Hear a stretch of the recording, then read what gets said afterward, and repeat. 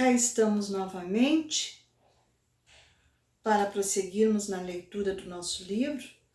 Rogamos a Jesus que nos inspire, que nos auxilie na interpretação dos ensinamentos contidos na obra. Vamos continuar a leitura. Havíamos parado na página 119, no momento em que o irmão Jacó recebia a visita de Guion e Schutter, que foram até lá e estavam em agradável conversação. Comentaram ambos o serviço de espiritualidade a desdobrar-se em todas as direções.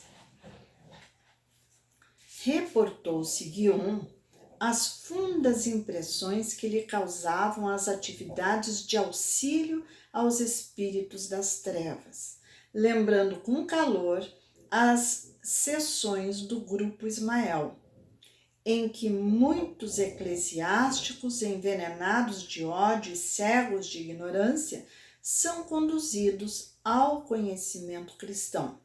E contou-nos que tantos sofrimentos e incompreensões existem nas zonas próximas à moradia dos homens, que Bezerra e Saião, autorizados à sublime ascensão aos planos superiores, haviam decidido renunciar a semelhante glória em companhia de outros missionários devotados ao sacrifício pessoal, a fim de se consagrarem por mais dilatado tempo à transformação gradual de longas fileiras de infelizes. Olha só a informação que ele nos traz. Vocês lembram que Saião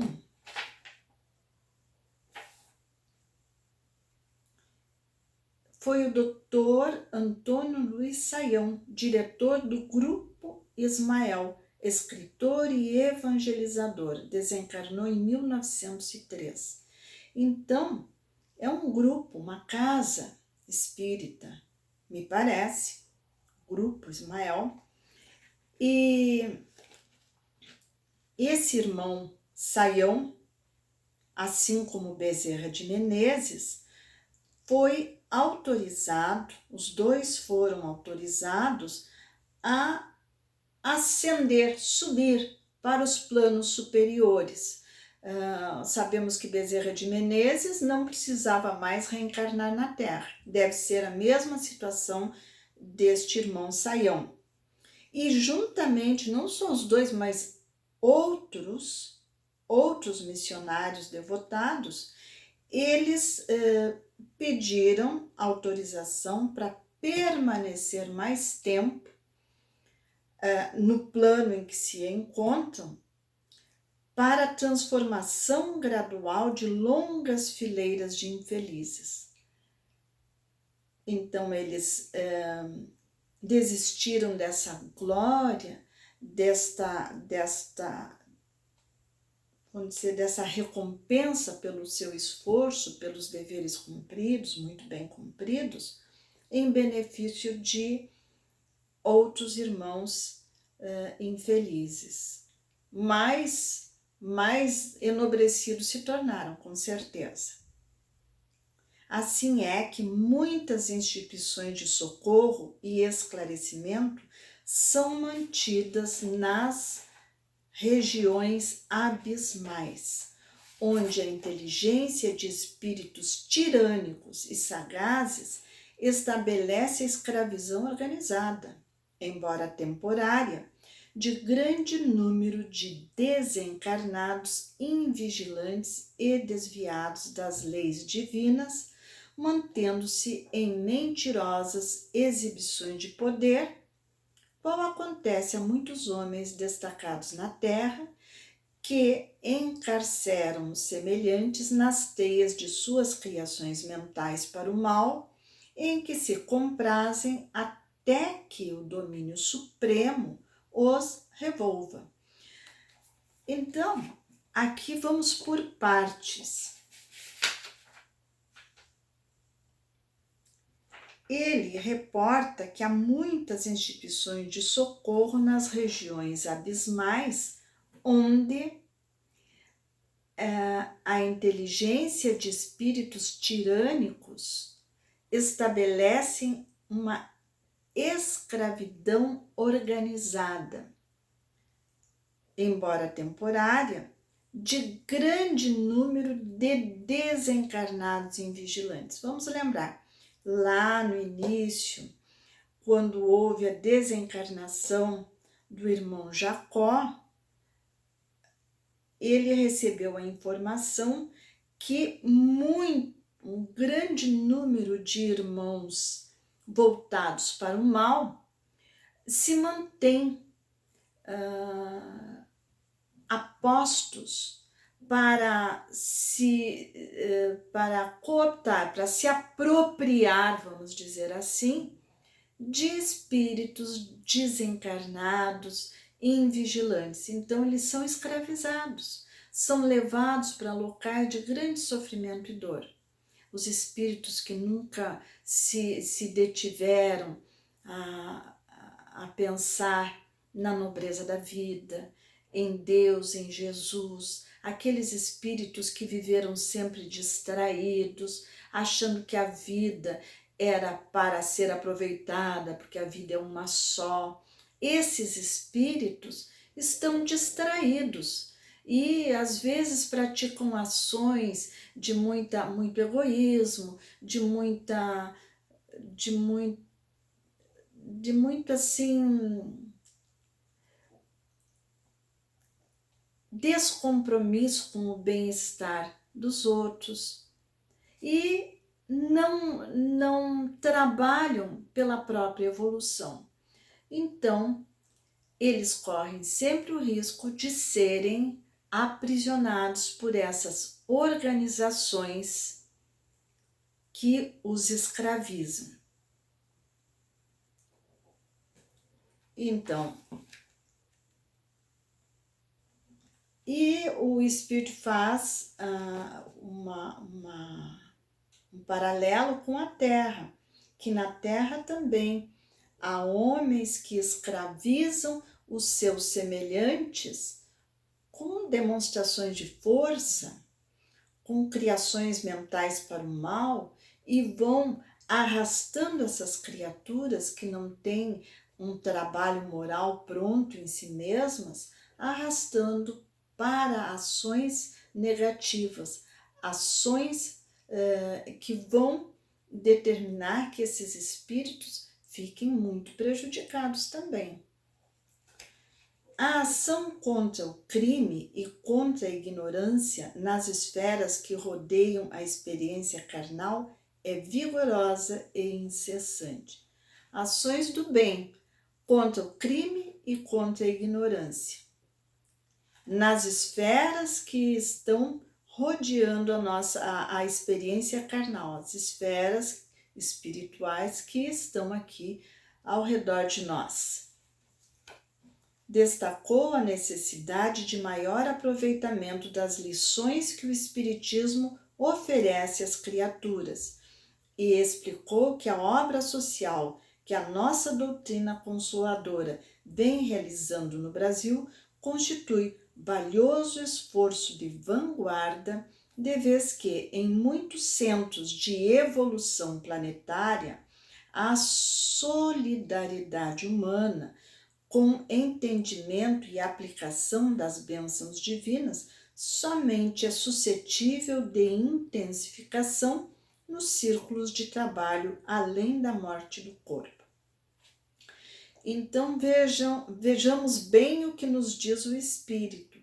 Há necessidade de aproveitarmos melhor as lições que o Espiritismo nos oferece e que há locais onde o esforço,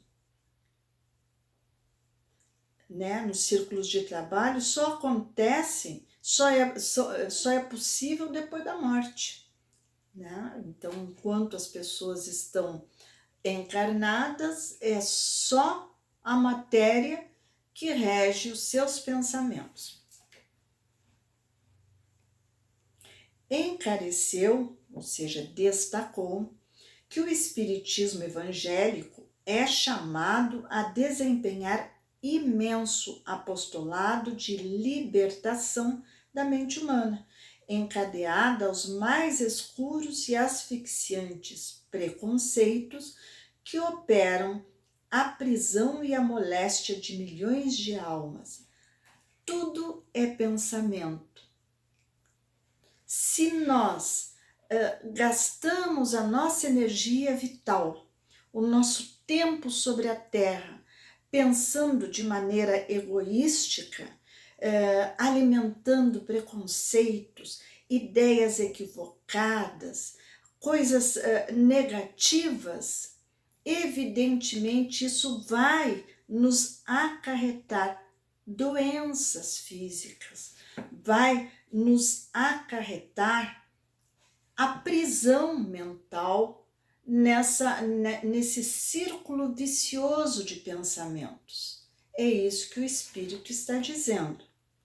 Salientou que não vale morrer sem a regeneração íntima, porque ninguém avança um palmo no caminho da eternidade sem luz própria. Então, é bem enfático, é bem claro a dizer que nós temos que promover o quanto antes a nossa reforma íntima. Temos que trabalhar na modificação dos nossos pensamentos, dos nossos preconceitos, dos hábitos nocivos, porque ninguém avança um palmo. Veja bem, ninguém avança um palmo no caminho da eternidade sem luz própria. Então, tudo que nós conseguirmos vai ser das nossas forças, do nosso mérito que nós vamos tirar. Não do mérito alheio, não dos mentores que julgamos que vão nos ajudar, não de apadrinhamento de qualquer sorte, porque isso não existe na espiritualidade. Nós temos que ter méritos, e para ter méritos nós temos que cumprir o nosso dever de reencarnados. Qual é nosso dever? É a modificação íntima, é avançar na transformação íntima, transformar tudo aquilo que não está bem em benefício nosso. Em nosso benefício que nós vamos fazer essa transformação.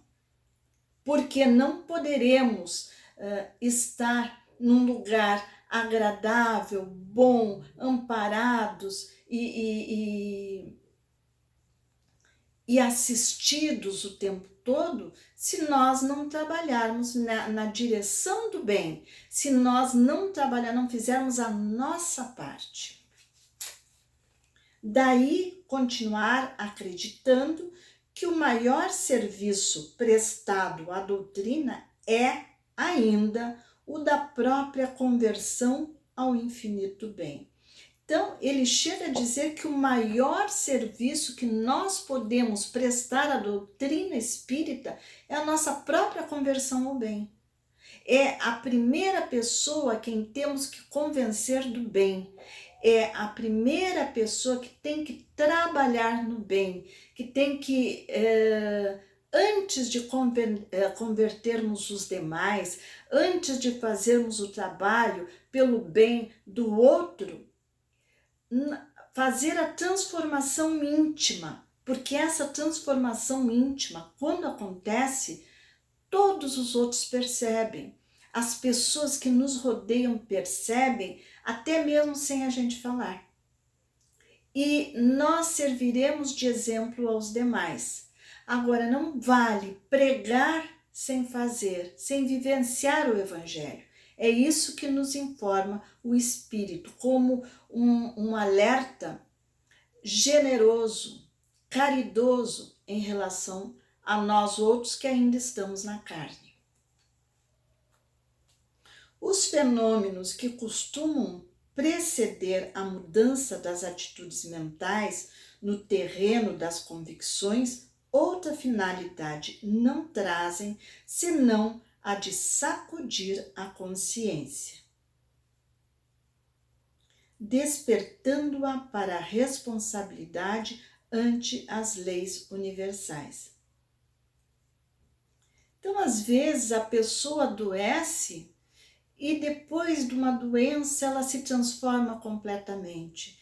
Às vezes, a pessoa passa por um grande perigo e depois daquele grande perigo ela se transforma, ela percebe o que realmente é importante, o que não tem tanta importância. Então, aqui ele explica que os fenômenos que costumam vir antes dessa mudança de atitudes mentais no terreno das convicções tem a finalidade primeira de sacudir a consciência, despertando-a para responsabilidades que talvez a pessoa nem se desse conta antes, mas essas responsabilidades que todos nós temos ante as leis universais. É tudo em nosso benefício. Deus atua o tempo todo em nosso benefício.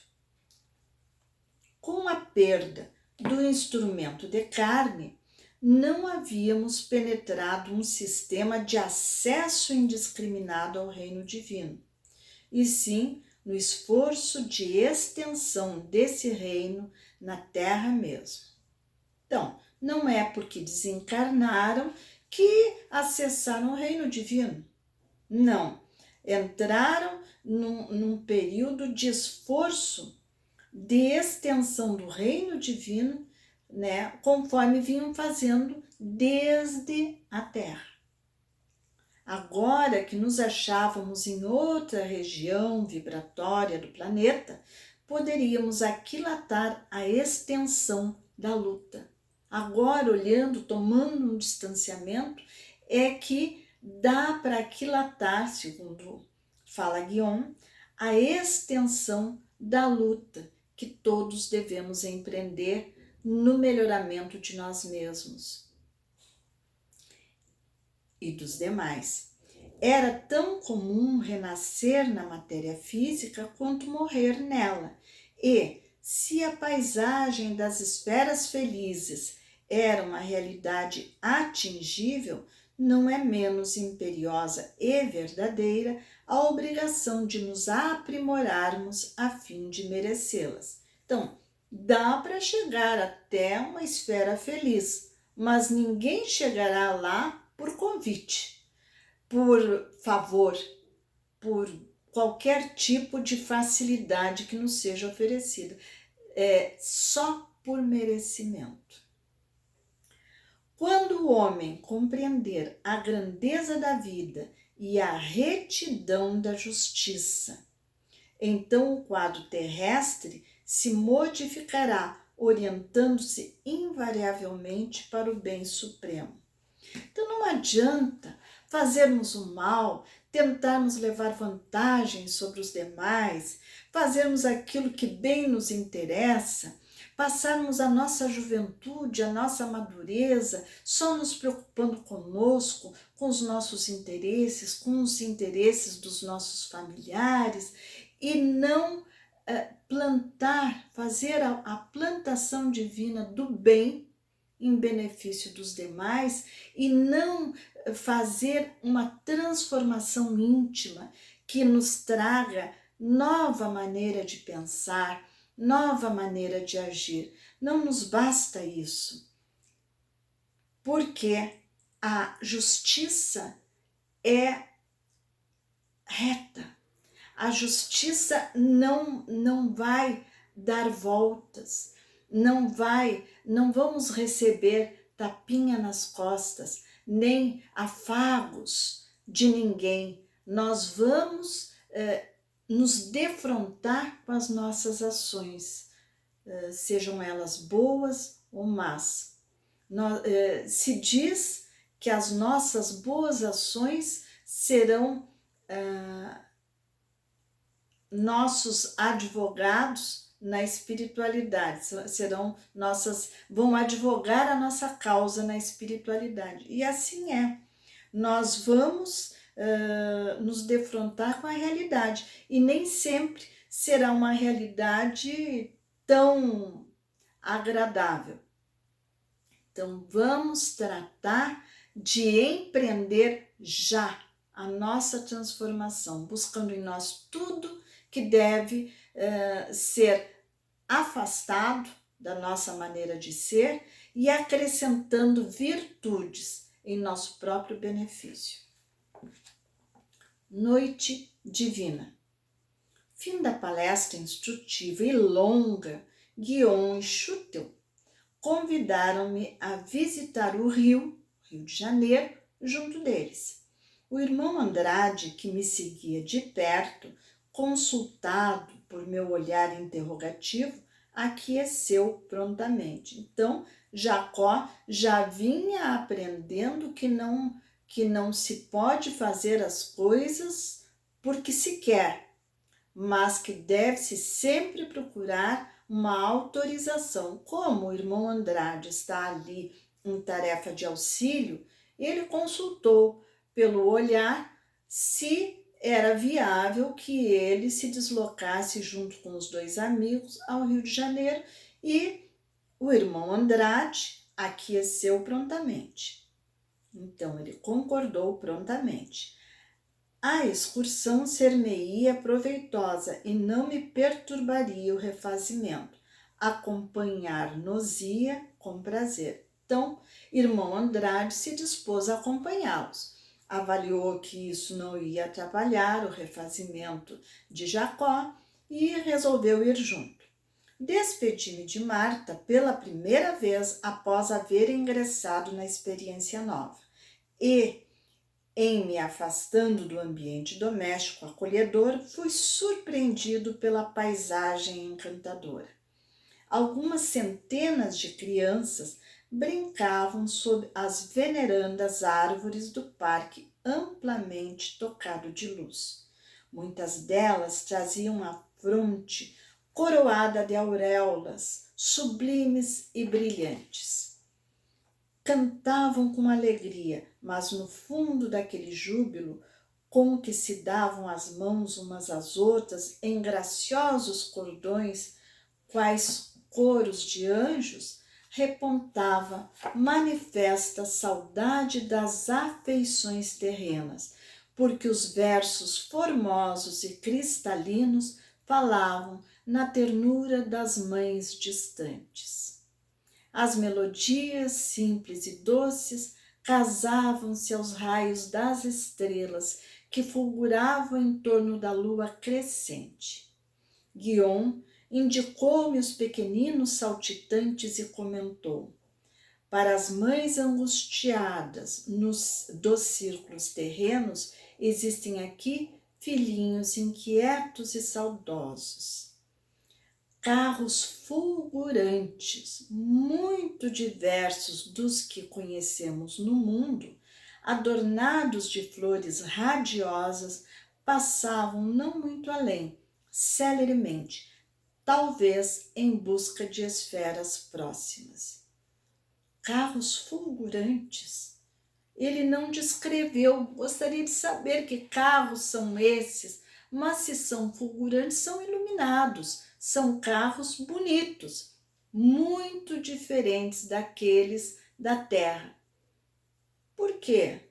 Porque lá eles estão mais adiantados, não têm os problemas que a Terra tem, então eles, com certeza, sua tecnologia está muito à frente da nossa. As torres do santuário cintilavam sob o firmamento tranquilo.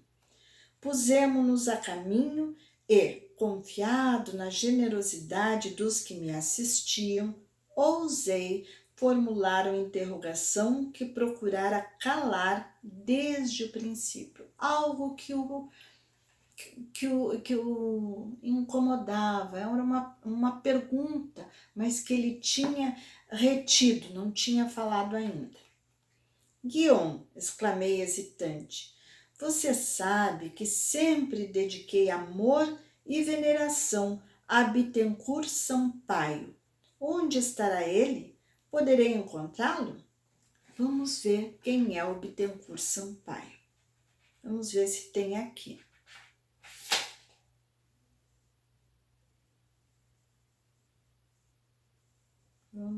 Bittencourt Sampaio é Dr. Francisco Leite Bittencourt Sampaio, poeta, escritor, médium receitista e membro do Grupo Confúcio e do Grupo Ismael. Desencarnou em 1895. Então, ele queria notícias desse ente, desse ser a quem ele admirava muito.